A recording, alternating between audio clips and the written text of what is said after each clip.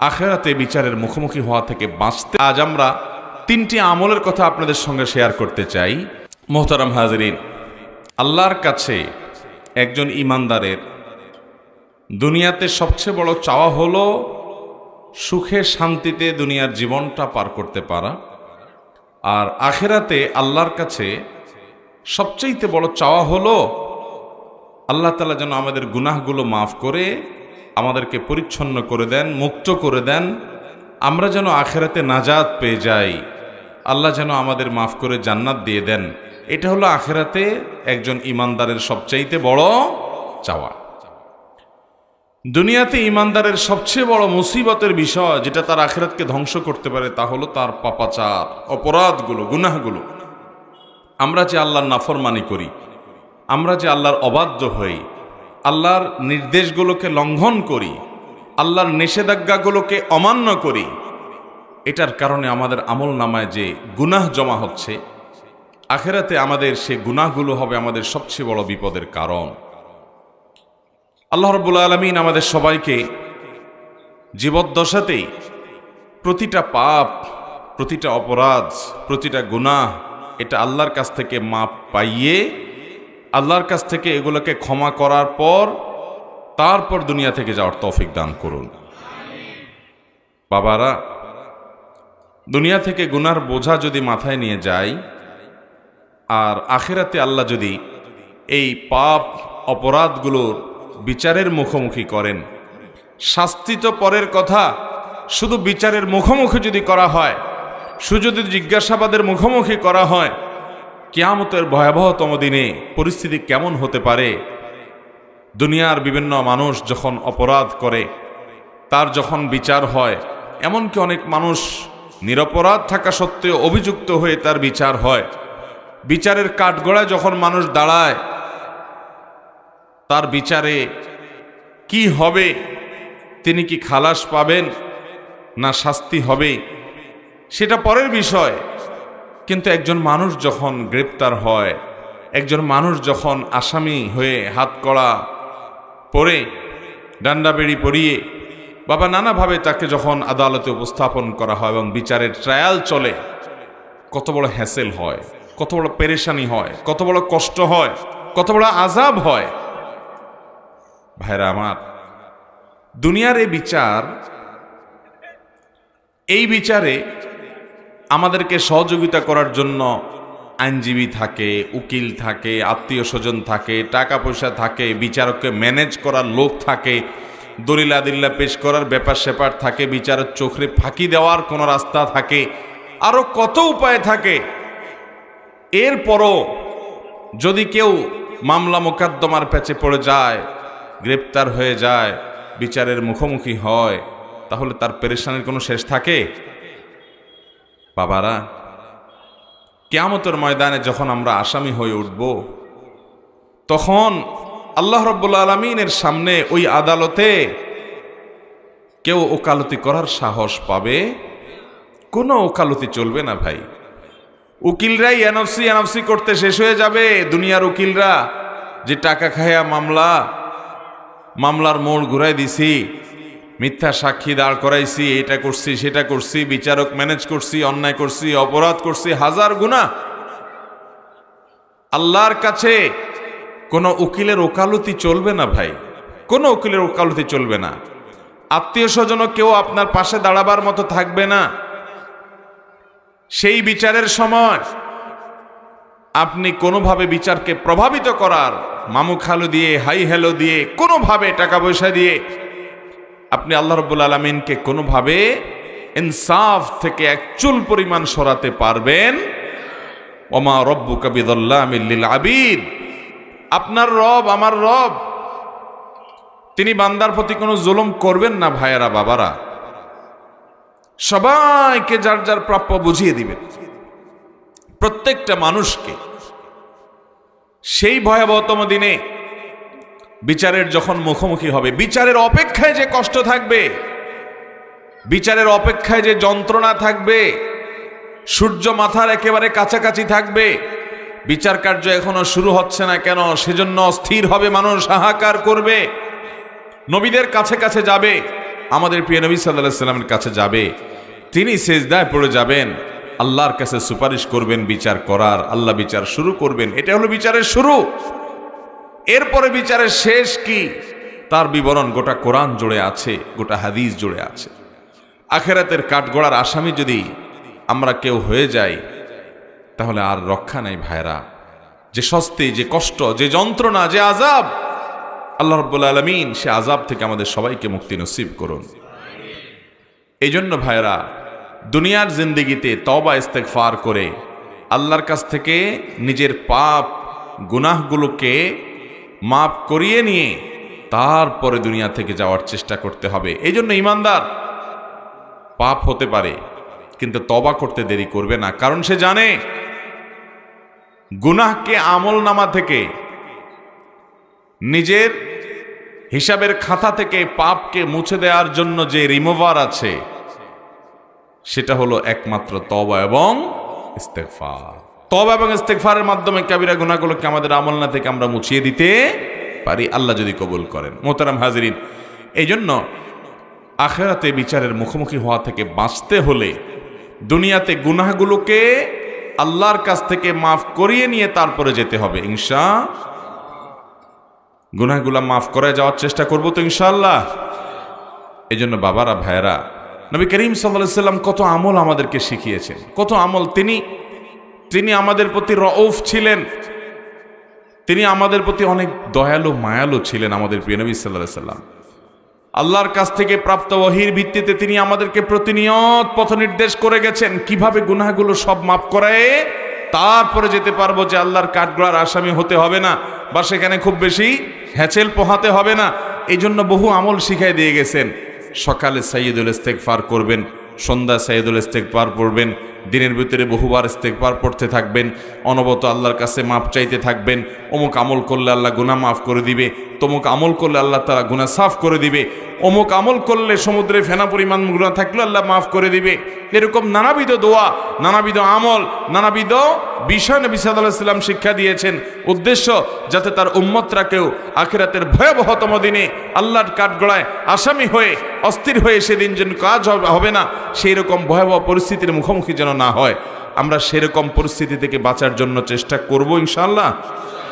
মুহতারাম হাজিরিন, সেজন্য আজ আমরা তিনটি আমলের কথা আপনাদের সঙ্গে শেয়ার করতে চাই, যে আমলগুলো একজন মানুষকে মায়ের গর্ভ থেকে একটা শিশু যখন ভূমিষ্ঠ হয়, নবজাতক শিশুর যখন জন্ম হয়, এই শিশু যেরকম নিষ্পাপ, তার যেরকম কোনো আমলে খারাপ বলতে কিচ্ছু নাই, পুরো প্রোফাইল ক্লিন, পরিষ্কার।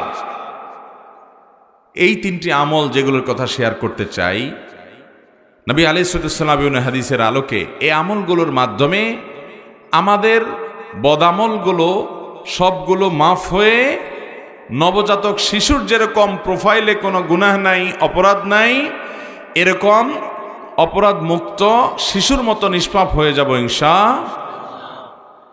আমলগুলোর কথা বলবো। মুহতারাম হাজিরিন, শিশুর মতো নিষ্পাপ হওয়ার মতো আমলগুলোর ভিতরে সর্বপ্রথম আমল, যে আমলের মাধ্যমে আপনি নবজাতক শিশুর মতো নিষ্পাপ হতে পারবেন, সে আমলটি হলো বিশেষ যে শর্ত শারায়াত আল্লাহ তাআলা হজের ব্যাপারে দিয়েছেন, সে সকল শর্তগুলোকে পূরণ করে আপনি যদি হজ করতে পারেন তাহলে সহিহ মুসলিমের হাদিসের বর্ণনা অনুযায়ী আল্লাহ তাআলা এই ফজিলত আপনাকে দান করবেন। নবী আলাইহিস সালাম বলেছেন, মান হাজ্জা হাযাল বাইত ফালাম ইয়ারফুস ওয়ালাম ইয়াফসুক রাজাআ কায়াউমি ওয়ালাদাতহু উম্মুহ। যদি কেউ বাইতুল্লাহর হজ করে এবং বাইতুল্লাহর হজ করে হজ করতে গিয়ে কোনো প্রকার নারী গঠিত গুনাহ করে না, স্ত্রী সহবাস করে না, যৌনতা সংশ্লিষ্ট কোনো অপরাধে জড়ায় না, নিজেকে হেফাজত করে কন্ট্রোল করে এবং অন্য কোনো পাপ অপরাধ করে না হজের পুরো সময় জুড়ে, পুরো সফর জুড়ে, পুরো মৌসুম জুড়ে, হজের এই সময়ে হজ করতে গেছে, যৌনতা সংশ্লিষ্ট অপরাধ করে নাই, স্ত্রী সহবাস করে নাই, সেক্সুয়াল যে গুনাহ আছে সেগুলো থেকে বেঁচে থেকেছে, নিজেকে নিয়ন্ত্রণ করেছে এবং যে কোনো অপরাধ এবং পাপাচার যেটা হজ করা অবস্থা বিশেষভাবে নিষিদ্ধ, অন্য সময় তো নিষিদ্ধ আছেই, হজের সময় বিশেষভাবে নিষিদ্ধ, এরকম কোনো গুনাহ থেকে সে নিজেকে বাঁচিয়ে রাখতে পেরেছে, এইভাবে যদি কেউ হজ করতে পারে, তাহলে সেই হাজী সাহেব হজ করে যখন ফিরে আসবে, তখন সে দুনিয়াতে, তার দেশে, তার মাটিতে যখন সে ফিরে আসবে মক্কা থেকে, তখন সে একটা নবজাতক শিশু মায়ের গর্ভ থেকে দুনিয়াতে যেরকম আসে ওইরকম নিষ্পাপ হয়ে সে বাড়িতে ফিরে যাবে। আল্লাহ রাব্বুল আলামিন সেরকম ফজিলতপূর্ণ একটা হজ আমাদের সবাইকে করার তৌফিক দান করুন। ভাইরা আমার, হজের জন্য আল্লাহর কাছে চোখের পানি ফেলে দোয়া করতে হয়, আল্লাহ তোমার ঘর না দেখায় আমাদের কাউকে নিও না, বারবার নিও আল্লাহ। দোয়া করবেন তো ইনশাআল্লাহ। এবং টাকা পয়সা জমাইতে শুরু করেন, অল্প অল্প করে। আপনার 10, 20, 50 টাকা করে জমানোর সুযোগ আছে তো ওইটাই জমান, আল্লাহ তাআলা একদিন তৌফিক দিবেন। বহু মানুষ আছে পয়সাওয়ালা কিন্তু হজের তৌফিক হয় নাই, অনেক মানুষ আছে পয়সা কম কিন্তু আল্লাহ হজের তৌফিক দিয়েছেন। এই জন্য তৌফিক চাইতে হবে। এবং হজ করলেই হবে না, শুধু ওই যে হজের মধ্যে নিজের চোখের হেফাজত করতে হবে, জেনা থেকে বেঁচে থাকতে হবে, যৌনতা সংশ্লিষ্ট অপরাধ থেকে বেঁচে থাকতে হবে। বিশেষ করে হাদিস এবং আয়াতে যেটি বোঝানো হয়েছে যে যদি কেউ স্বামী স্ত্রী সহকারে যায় তাহলে নির্দিষ্ট যে সময়ে স্ত্রীর সাথে শারীরিক সম্পর্ক করা নিষিদ্ধ, সেখান থেকে বেঁচে থাকতে হবে। এক কথায় রফাস থেকে বেঁচে থাকবে এবং যে কোনো গুনাহ থেকে বেঁচে থাকবে, ফুসুক এবং ফাসিকি কাজ থেকে বেঁচে থাকবে। এইভাবে যদি হজ করতে পারে কেউ, তাহলে তার জন্য ফজিলত রয়েছে। আবার কোরআনে আল্লাহ তাআলা আরো একটা কথা বলেছেন, যে ব্যক্তি হজ করবে ফালা রফাসা ওয়ালা ফুসুকা ওয়ালা জিদালা ফিল হজ, সে হজে গিয়ে রফাস ফুসুক তো করবেই না, যৌনতা বিষয়ক গুনাহ তো করবেই না, অন্য গুনাহ করবে না, আর ঝগড়াঝাটি করবে না, এগুলো থেকে বেঁচে থাকতে হবে। তো এইরকম হজ করে আসা এটা খুব সহজ কাজ না। অনেক কাজী সাহেবরা আছেন যে প্রথমটা থেকে বাঁচতে পারলেও দ্বিতীয়টা থেকে বাঁচতে পারেন না, কারণ ওখানে গিয়ে বসে বসে টেলিভিশনে নাটক চায়, সিনেমা চায়, টকশন নামে নানান হারাম জিনিস চোখে পড়ে, বাস এই হাজী সাহেব এ ফজিলত পাবে না। অনেক হাজী সাহেব হজ করতে গিয়া ঝগড়া ঝাঁটি, তর্ক বিতর্ক, গন্ডগোল, ফাসাদ, এটা সেটা পিছনে লেগে যায়, তারও এটা নসিব হওয়ার সম্ভাবনা কম। অতএব প্রথম আমল হলো এমন হজ যেই হজে রফাস নাই, ফুসুক নাই, যৌনতা বিষয়ক অপরাধ নাই, গুনাহ নাই, অন্য কোনো গুনাহ নাই, এরকম গুনাহ মুক্ত, রফাস মুক্ত, ফাসিকি মুক্ত হজ যদি কেউ করে ফিরে আসতে পারে, এই আমলের বিনিময়ে আল্লাহ তাআলা তাকে নিষ্পাপ শিশুর মতো করে দিবেন। তার গুনাহগুলো মাফ করে একেবারে মায়ের পেট থেকে যে শিশু ভূমিষ্ঠ হয়েছে তার মতো নিষ্পাপ আল্লাহ তাআলা করে দিবেন। অতএব আমরা এ হজ যেন আল্লাহ তাআলা আমাদেরকে করার তৌফিক দেয়, যারা করেছি বারবার যেন আল্লাহ তৌফিক দেন। এবং এইভাবে হজ্জে মাবরুর, যে হজ সম্পর্কে নবীজি সাল্লাল্লাহু আলাইহি সাল্লাম বলেছেন, আল হজ্জুল মাবরুর লাইসা লাহুল জাযা ইল্লাল জান্নাহ, মাবরুর হজের বিনিময় জান্নাত ছাড়া আর কিছু হতে পারে। আল্লাহ আমাদের সবাইকে সেরকম মাবরুর হজ করার তৌফিক দান করুন।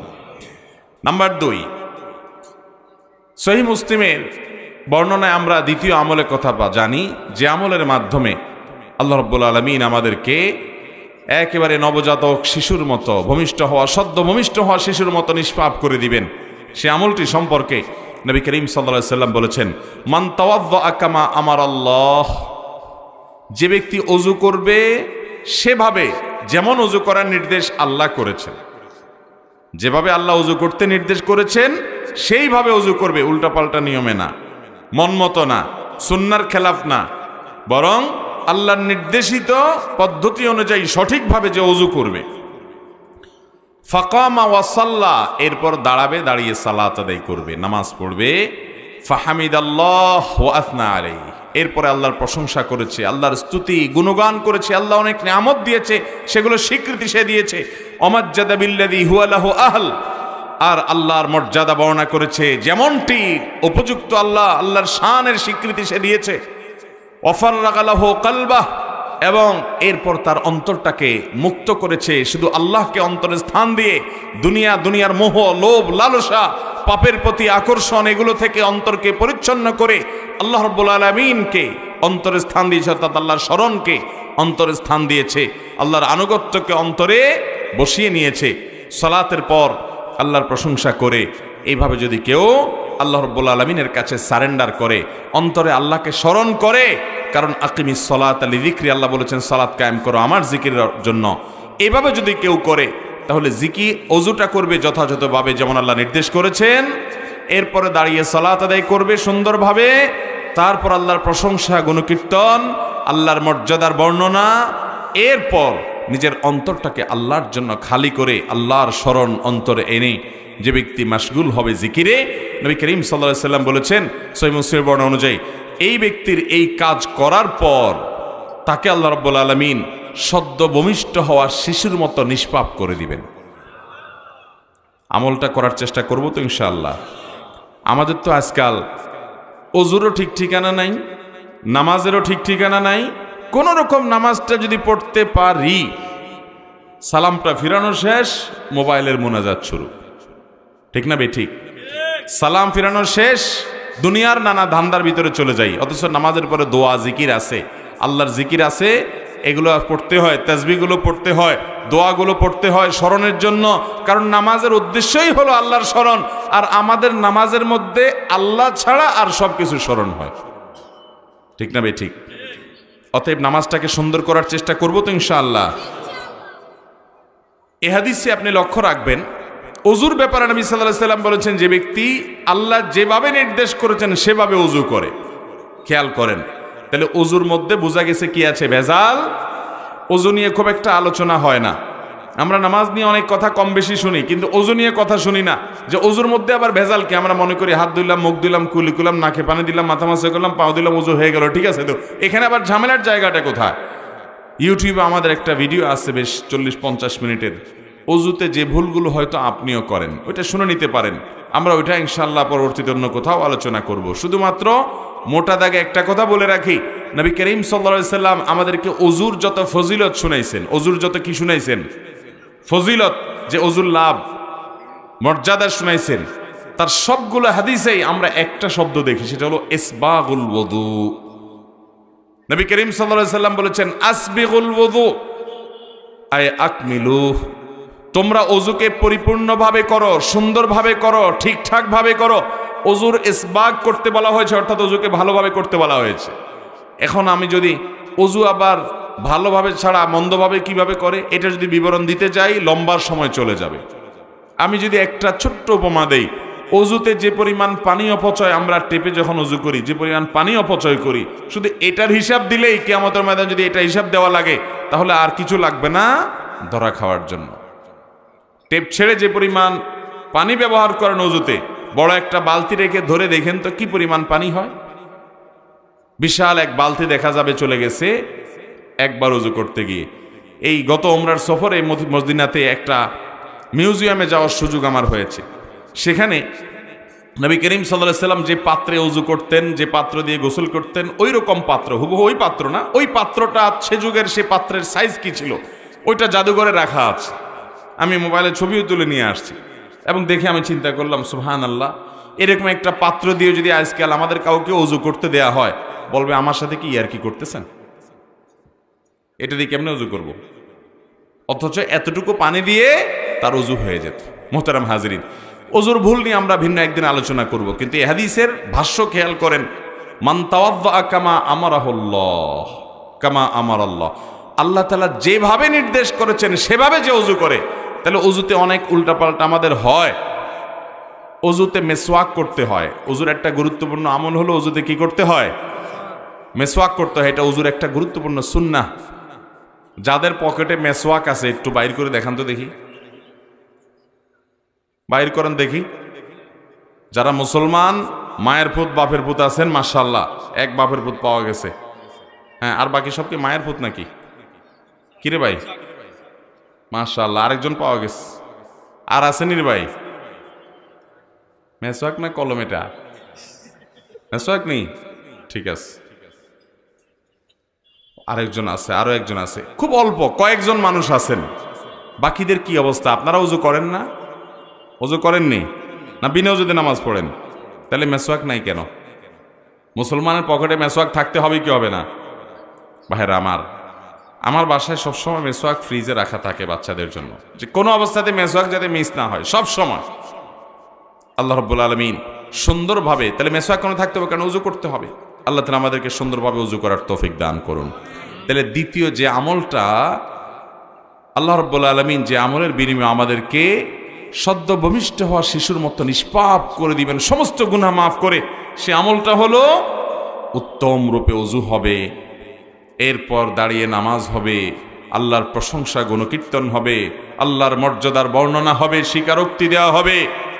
এরপর আল্লাহর জন্য অন্তরটাকে ফারেক করবেন, অন্তরে দুনিয়া সব বের করে দিয়ে শুধু আল্লাহর স্মরণ, আল্লাহর জিকির অন্তরে রাখবেন। ভাইরা আমার, আজকে স্মার্টফোন, এই মোবাইল ফোন আমাদেরকে আল্লাহর জিকির থেকে গাফেল করে দিয়েছে। আমাদের এখন আল্লাহর কথা মনে আসে না, আল্লাহর কথা জিকির করার, স্মরণ করার টাইমও নাই, কারণ অবসর সময়গুলো সব মোবাইলে নিয়ে গেছে। এমনকি টয়লেটে ঢুকে বসে থাকি, তখন আল্লাহর জিকিরও মুখে করা যায় না, ওই টাইমটাও শয়তান দখল করে ফেলছে মোবাইল দিয়া।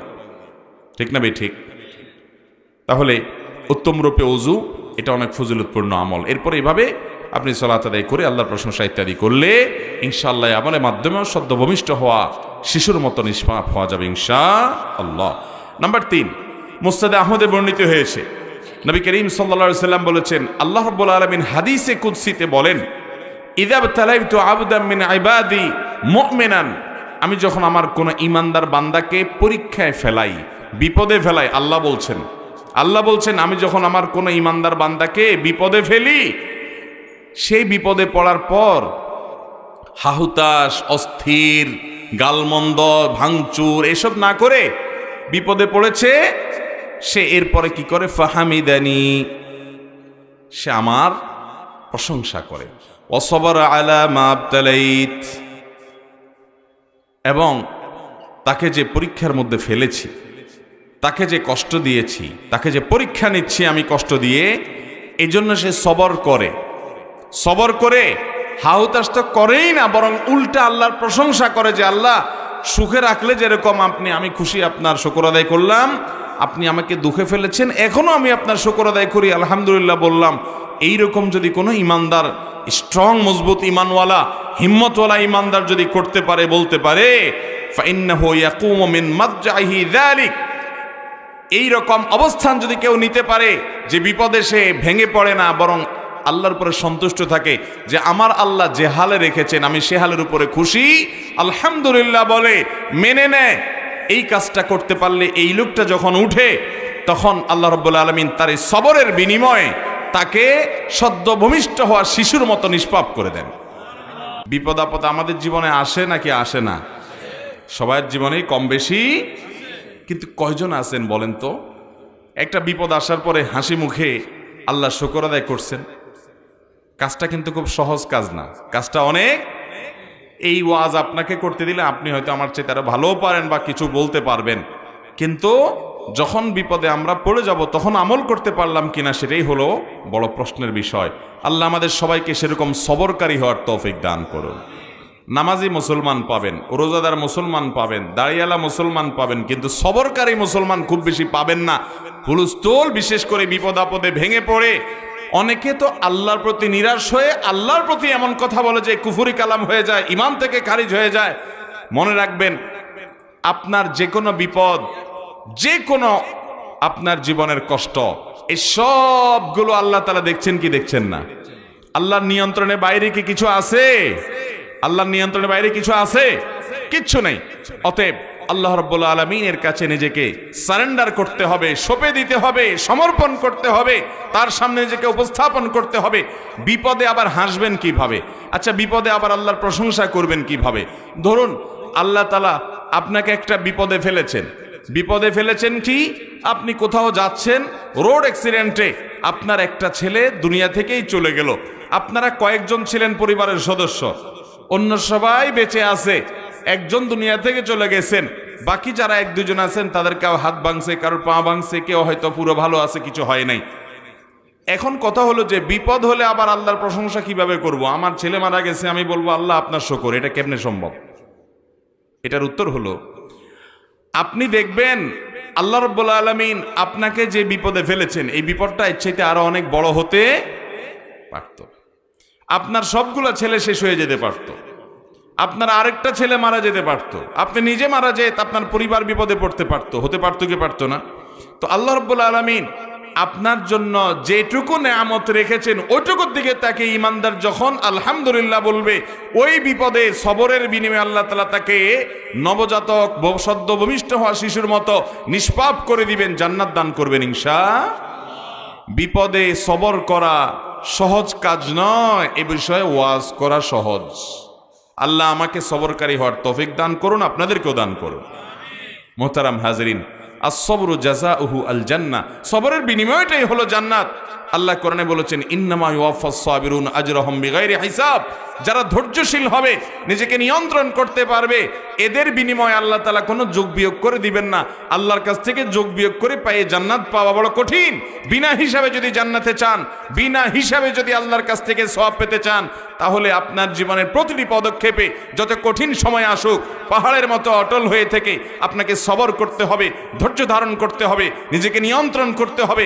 মাথা গরম করে অঘটন ঘটানো যাবে না, গালিগালাজ করা যাবে না, নিজেকে শেষ করা যাবে না, কুফরি কালাম করা যাবে না, আল্লাহর প্রতি অনাস্থা প্রকাশ করা যাবে না, নিরাশ হওয়া যাবে না। সবর এখতিয়ার করতে হবে। আস-সবরু জামিল, সবর অনেক সুন্দর জিনিস। আল্লাহ আমাদের সবাইকে সে সবরের দৌলত দান করুন। বিপদে সবর করব তো ইনশাআল্লাহ। ভাইরা আমার একটা বিপদ হয়েছে। এই বিপদটা আমার জীবনের নেয়ামত হতে পারে কি পারে না, পারে কি পারে না? এরকম বহু ঘটনা আমাদের সামনে আসে না নাই? অনেক বিপদ আছে, আমরা দেখি বিপদ, অথচ এটা উপর দিয়ে দেখতে বিপদ হলে কি হবে, এর পিছনে নেয়ামত আছে। আমরা যদি সবর করে বলতে পারি, আল্লাহ আমি নিজের জন্য চাইছিলাম এই চাকরিটা হোক, কিন্তু আপনি দিলেন না, আমি বুঝলাম আমার ফয়সালা আপনার পক্ষ থেকে, আমি নিজের জন্য এটারে ভালো মনে করছি, আপনি আমার জন্য ভালো মনে করেন নাই। মনে রাখবেন, আপনি নিজের জন্য যেটাকে ভালো মনে করছেন, আপনার রব তিনি যেটা নির্বাচন করবেন আপনার জন্য, সেটা আপনার মনে করার চাইতে আরো বেশি ভালো হবে। বুঝে আসুক আর না আসুক। একটা ঘটনা আমি এবছর চুনতি মাহফিলে বলেছিলাম, এর আগে বিভিন্ন জায়গা হয়তো বলেছি। মক্কায় একবার আমার এক পরিচিত ভাই, ওনার জীবনে একটা বড় বিপদ আসলো। বিপদ কি?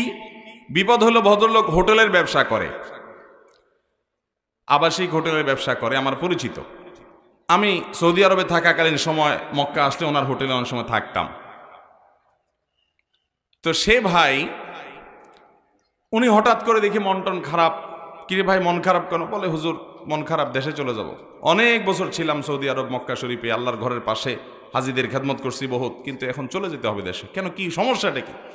বলে ভাই একটা হোটেল, আমি এই যে হোটেলটা আমি থাকি, আপনি জানেন এই হোটেলটা আমি মালিকের কাছ থেকে সারা বছরের জন্য ভাড়া নিয়ে নেই। সম্ভবত 1 মিলিয়ন রিয়ালের কথা তিনি বলেছেন, যে 1 মিলিয়ন রিয়াল দিয়ে এটা আমি সারা বছরের জন্য ভাড়া নিয়ে নেই। এরপরে 12 মাস আমি হাজিদেরকে রাখি, এখান থেকে প্রফিট করি, আমার সংসার চলে। আলহামদুলিল্লাহ, আল্লাহ আমাকে সুখে শান্তি রাখছে। এখন হঠাৎ করে আমারই আরেক বাংলাদেশি ভাই, সে হিংসা করে হোক আর যাই হোক, আমার যে মালিক এই হোটেলের কফিল, তার কাছে যায় ফুসলায় ফাসলায় বলতেছে, এই বিল্ডিং তুমি তারে 1 মিলিয়ন দিছো, আমি 12 লাখ দেব। সে 10 লাখ দেয়, আমি 12 লাখ রিয়াল দেব, আমার দিয়ে দাও। তো সৌদি বেচারা 2 লাখ রিয়াল বেশি পাইছে, বলে ঠিক আছে সামনের বছর তোমার আর বিল্ডিং দেবো না, আমি আরেকজনটা দিয়ে দিছি অলরেডি 12 লাখে, এই বছর শেষ করি, তোমার শেষ। বেচারা বলে একই হোটেল, অনেক দিন পর্যন্ত এই হোটেলে ছিলাম, এখন এটা আমার হাতছাড়া হয়ে গেল। যেই লোক 12 লাখ দিয়ে নিয়েছে সে ব্যবসা করা কঠিন হবে, কারণ ব্যবসায় না আগের মতো নাই। 10 লাখ উঠাইতে আমার কষ্ট হয়, সে কেমনি 12 লাখ করবে? তাও হিংসা করে করছে। এই যে আমার পেটে লাথিটা মারলো, হোটেলটা হাতছাড়া হয়ে গেল, এত বছর একটা হোটেলে ছিলাম, এখন হোটেলটা ছেড়ে দিতে হলো। এই জন্য হুজুর মনের দুঃখে চলে যাবো, আর দেশে থাকবো না। উনি দেশে চলে আসছে, শেষ পর্যন্ত একসাথে চলে আসছে। ঠিক আছে, সে আর হোটেলে ব্যবসা মক্কা করবে না। মনের দুঃখে এত বড় একটা আঘাত, এত বছরের উপার্জনের জিনিসটা তার মুখ থেকে ছিনায় নিয়ে গেছে। আমারও খুব খারাপ লাগলো, দোয়া করলাম আল্লাহ আপনাকে সবরের তৌফিক দান করুক। দেখেন দেখেন সবরে কি হয়। এই ভদ্রলোক দেশে চলে আসছে, আসার কিছুদিন পরেই শুরু হয়ে গেল করোনা। কি শুরু হয়েছে? এবার হোটেলের কি হয়েছে? আর সৌদি আরবে বাসা ভাড়া, হোটেল ভাড়া এগুলো অগ্রিম দিতে হয়। আগে টাকা অগ্রিম সব দিয়ে দিবেন, এরপরে আপনি ভাড়া পাবেন। তো টাকা তো সব সৌদি মালিকরে দিয়ে দিছে 12 লক্ষ রিয়াল। টাকা দেওয়ার কিছুদিন পরেই শুরু হয়ে গেছে কি এবং করোনা লাস্টিং করছে কত বছর? 2-2.5 বছর। এই 2-2.5 বছর মক্কা বন্ধ, উমরা বন্ধ, হজ হায় হায়। তাহলে বেচারার হোটেলও 2 পয়সাও ইনকাম। এবার আমি ওই ভাইকে বললাম, ওনার নাম টিপু ভাই, বললাম টিপু ভাই, আল্লাহ যে আপনার এত বড় এহসান আপনার উপরে করলো, আর ও আপনারে খুঁটা দিতে চাইছে, গর্ত করছে, গর্তে অরে ফেলাইছে। আপনি যদি 12 লাখ টাকা দিয়ে ভাড়া, 12 লাখ রিয়াল দিয়ে যদি ভাড়া নিতেন হোটেলটা, তো 12 লাখ রিয়াল তো পুরোটাই চলে গেছে। আল্লাহ তাআলা আপনি গর্তে পড়তে নিছেন, 2 মাস পরে 1 মাস পরে করোনা আসবে, আল্লাহ ধাক্কা দিয়ে আপনারা বাংলাদেশ পাঠাইয়া 1 মিলিয়ন রিয়াল বাঁচাই দিছে। ভদ্রলোক চোখের পানি ফেলে দিলেন। ওই যে ভাই ব্যক্তিগতভাবে আপনি চিনেন টিপু ভাই রে? ও ভাই চিনে বলে, মাশাআল্লাহ, সাক্ষীও আছে। আমার জুমা মসজিদে একবার এই ঘটনা বলার পর অদ্ভুত ব্যাপার, ওনার সাথে, উনি আমার মসজিদে কোনোদিন আসে নাই। ওই দিন জুমার সময় আমি ঘটনা বলছি, ঘটনার পরে আয়সা দিকে আমার সামনে খাড়া নামাজের পরে, বলে আমি উপরে দোতলা বসে শুনছি আপনি আমার গল্প বলছেন। ভাইরা আমার, এরকম এক ভাইয়ের কথা বলেছি, এরকম শত শত হাজার হাজার মানুষ আমাদের মধ্যেও আছি, আমরা নিজেরা ফিল করি না। আল্লাহ যদি কোনো বিপদ দেয়, আমি দেখতেছি আমার ক্ষতি, এই ক্ষতির পেছনে আমার কোনো কল্যাণ থাকতে পারে কি পারে না? দুনিয়াতে যদি কোনো কল্যাণ নাও থাকে, আর বিনিময় যদি আল্লাহ কিয়ামত দিন ডাইকা বলে, বান্দা তোরে এতগুলা বিপদ দিছিলাম, তুই অধৈর্য হস নাই, সবর করছস, বিনিময় আজ যা তোরে জান্নাতটা দিয়ে দিলাম। লস প্রজেক্ট না লাভের প্রজেক্ট? ইমানদারের লস হবে। অতএব সবর করবো তো ইনশাআল্লাহ। গালিগালাজ করবেন, রাগ হলে, বিপদ হলে গালিগালাজ করবেন, আসার ফিসার করবেন, আল্লাহর প্রতি অধৈর্য হবেন, সবর করবেন তো ইনশাআল্লাহ। বিপদ হয়েছে বোর গোষ্ঠী উদ্ধার করবেন, গায়ে হাত তুলবেন, সবর করবেন তো ইনশাআল্লাহ।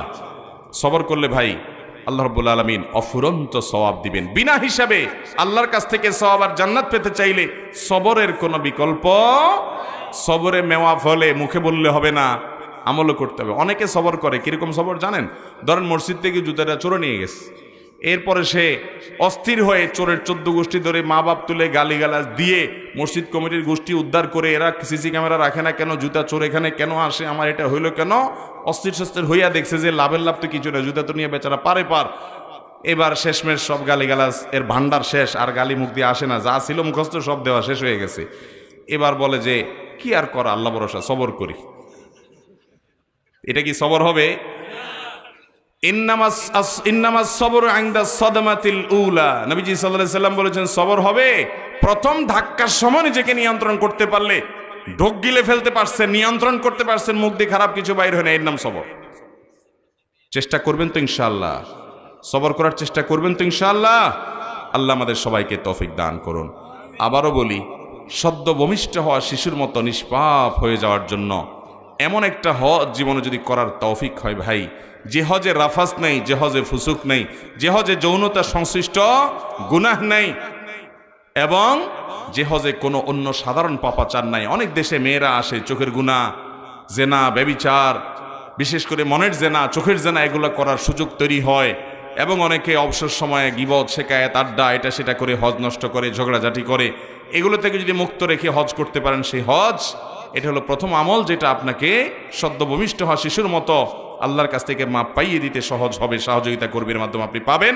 দ্বিতীয়ত হলো ওই যে উত্তম রূপে ওযু করে, দাঁড়িয়ে নামাজ পড়ে, আল্লাহর প্রশংসা করে, গুণকীর্তন করে, মর্যাদার বর্ণনা করে আল্লাহর জন্য অন্তরটাকে ফারেক করলেন, খালি করলেন, আল্লাহর জিকির এবং স্মরণ করলেন, আল্লাহর সাথে মুনাজাত, আল্লাহর সাথে মনে মনে কথোপকথন করলেন, আল্লাহর দিকে রুজু হলেন, মনোনিবেশ করলেন।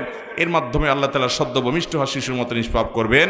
আর তৃতীয়ত হলো, আল্লাহ কোনো বিপদ দিয়েছেন, বিপদে আপনি অস্থির না হয়ে বরং উল্টা বলতেছেন, আল্লাহ আপনি সুখ দিয়েছেন, তখন আপনার প্রশংসা করেছি, আপনি আমাকে দেন নাই, আমি তাও আপনার শুকর আদায় করি, আলহামদুলিল্লাহ, আমি তখনও বলছি।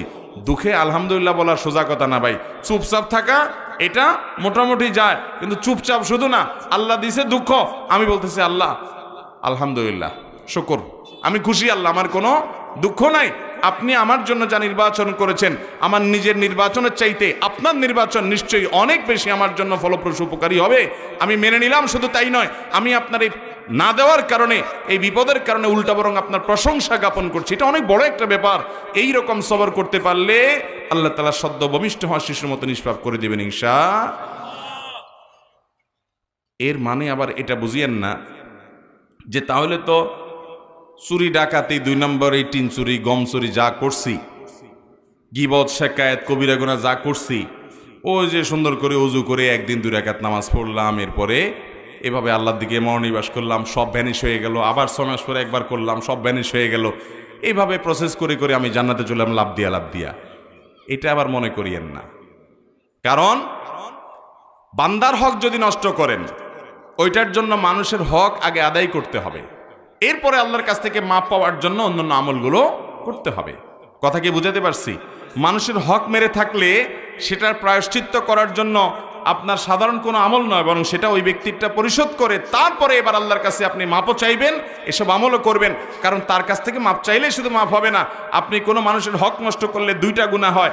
এক হলো ওই ব্যক্তির হক নষ্ট করলেন, আবার হলো আল্লাহর নির্দেশ লঙ্ঘন করলেন। মানুষের হক নষ্ট করতে আল্লাহ নিষেধ করেছেন, এই জন্য আল্লাহর কাছেও তওবা ইস্তেগফার করতে হবে, মাপ চাইতে হবে, আবার বান্দার কাছেও মাপ চেয়ে নিতে হবে বা তার হক পরিশোধ করে দিয়ে দায় মুক্তি নিতে হবে, এরপরে আল্লাহ মাফ করবেন।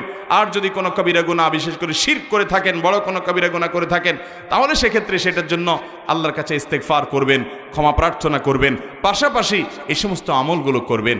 এরকম বহুবিধ প্রচেষ্টা যখন থাকবে ভাইরা আমার, ওই যে শুরুতে বলেছি, কিয়ামতের ময়দানে আল্লাহর কাঠগড়ায় আসামি হিসেবে দাঁড়াতে হবে না। পাপাচার যেগুলো করেছি না করেছি আমরা, সেগুলোকে পরিচ্ছন্ন করে আল্লাহর কাছ থেকে এগুলোকে নিষ্পত্তি করিয়ে নিয়ে তারপরে আল্লাহর সঙ্গে সাক্ষাৎ করার চেষ্টা করব ইনশাআল্লাহ। আল্লাহ তাআলা আমাকে, আপনাকে, আমাদের সবাইকে দুনিয়া থেকে যাওয়ার আগে, বাবারা ভাইয়েরা, কখন নাকের ডগা থেকে নিঃশ্বাস বন্ধ হয়ে যায় জানি না। কেউ জানেন কখন নিঃশ্বাস বন্ধ হবে? জানেন হায়াত কখন শেষ হবে? জানেন?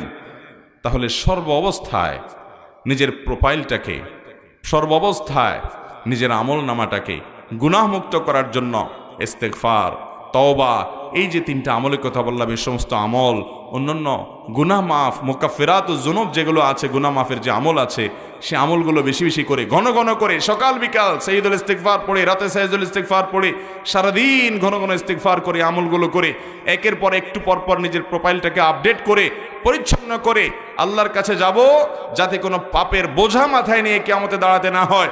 আল্লাহর কাছে সেভাবে যাওয়ার চেষ্টা করব চেষ্টা করব তো ইনশাআল্লাহ। গুনাহ করব না, আর তওবা ছাড়ব না। ইস্তেগফার, তওবা অনবরত করব, গুনাহ থেকে 1000 মাইল দূরে থাকব। এই সমস্ত আমল, এর কথা শুনে কেউ যেন এই বিভ্রান্তিতে না পড়েন, তাহলে তো আমল এগুলো আছেই, অতএব ঠান্ডা মাথায় আকাম কুকাম করতে থাকি, গুনাহ টুনা করতে থাকি, এই যে এই পদ্ধতিতে আমল করলাম আর আল্লাহ মাফ করে দিবে। ভাইরা আমার, এটা ভুল পদ্ধতি। কারণ আল্লাহ তাআলা আপনার এই আমলগুলো কবুল করে সেটাকে উপযুক্ততা সেই লেভেলে নিয়ে আপনাকে মাফ করে দিবেন, এবং সেটা আপনি লাভ করবেন, সে নিশ্চয়তা আপনার তো নয়। আপনি চেষ্টা করতে পারেন, তাছাড়া আপনার গুনাহ মাফের রাস্তা আছে দেখে ঠান্ডা মাথায় আপনি গুনাহ করবেন, এটা রীতিমতো আল্লাহ রাব্বুল আলামিনের সঙ্গে